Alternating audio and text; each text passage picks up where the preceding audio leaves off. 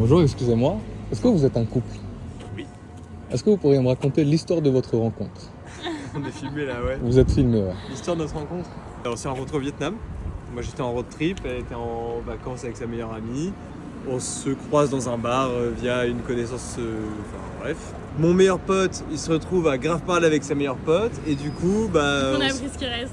Bah non, mais tu vois, on se retrouve à être bon, bah écoute, toi, qu'est-ce que tu fais dans la vie? Et voilà, et du coup on s'est rencontrés comme ça. Et c'était il y a combien de temps? 2 ans et demi. Ouais, 2 ans et demi. Quelle était ta première impression quand tu l'as vu?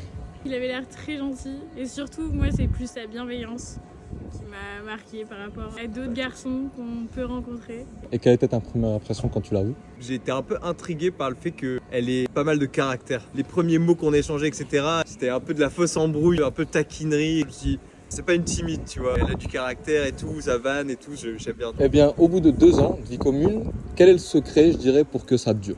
Pas se dire qu'on attend ça, ça ou ça chez une personne en amour. Enfin, je pense que c'est aussi en se fixant des choses qu'on veut chez l'autre qu'on finit le plus déçu. Et juste tu te laisses surprendre par ce qu'elle est. Tu profites le plus des moments, je trouve, avec elle. Et aussi, du coup, faire des compromis parce qu'on est tous différents et on n'a pas forcément les mêmes attentes, on vient pas des mêmes milieux. Et voilà, faut savoir faire des compromis en amour. Je pense exactement pareil, mais je rajouterais que du coup, à la base des bases, pour que ça se passe bien sur le long terme, il faut savoir repérer ce qui est franchement important, les bases hyper importantes, où tu sais que la personne, tu peux faire confiance, on a des valeurs communes, etc.